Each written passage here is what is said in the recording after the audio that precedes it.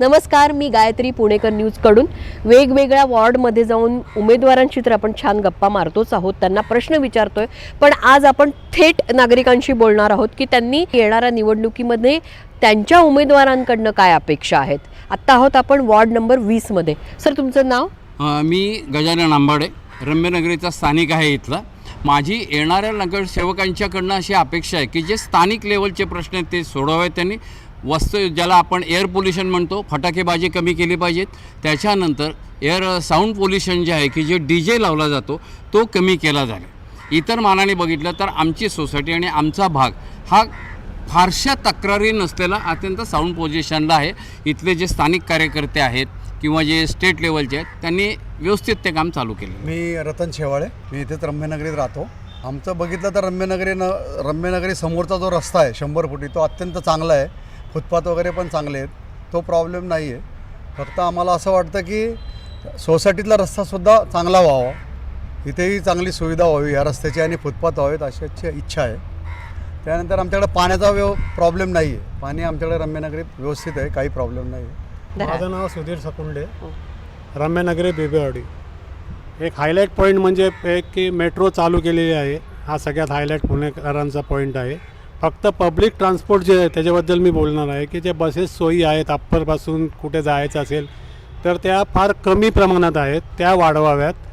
आणि इन्फ्रास्ट्रक्चरमध्ये रोड आणि drainage lines वगैरे याची पण सुविधा थोडीशी अपुरी वाटते।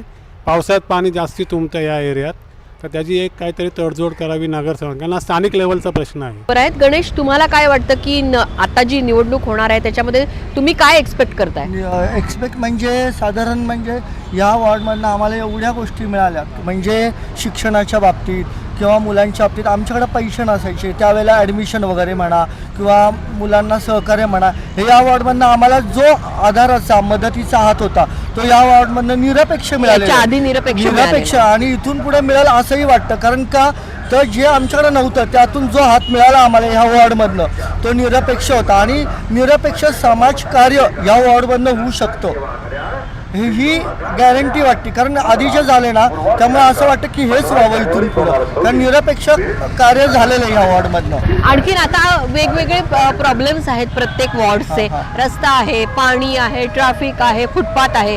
तुम्हाला काय वाटतं की अजून कुठल्या गोष्टीसाठी सुधारणा झाली पाहिजे येणाऱ्या निवडणुकीनंतर? साधारण म्हणजे माठापैशी वगैरे सुद्धा आता चाललंय ना, तर माठापैशी सुद्धा पहिल्या ज्या सुधारणा होत्या त्या आता एवढ्या केलेल्या आहेत, बऱ्याच प्रमाणात या बाबतीत सुधारणा झालेल्या आहेत। त्यामुळं आता हे करतील का नाही हा प्रश्न नाही आहे, होणारच। कारण जो छोट्याशा उदाहरणावर दिसतंय, जे वर्षापूर्वी नव्हतं ना ते आता झालेलं आहे, आणि जे पूर्वी नव्हतं ते आता होत। त्यामुळे हे आता इथून पुढे होईल का नाही हे प्रश्नचिन्ह नाहीच आहे, होणारच ही गॅरंटी आहे। आमच्या बोळात खूप जरा अंधार पडतो आणि म्हातारी लोक आहे, त्यांना जायला जरा खड्डे बिड्डे लय झालेत ना, त्याच्यामुळं ते जरा दुरुस्त करून द्यावे। नाव पण सांगा? जयश्री पापड। मी अश्विनी पापड।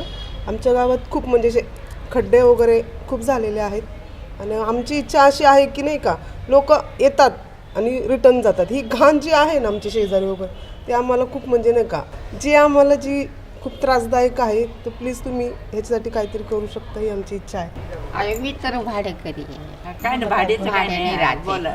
बरं, काय हरकत नाही, अडचण सांगा।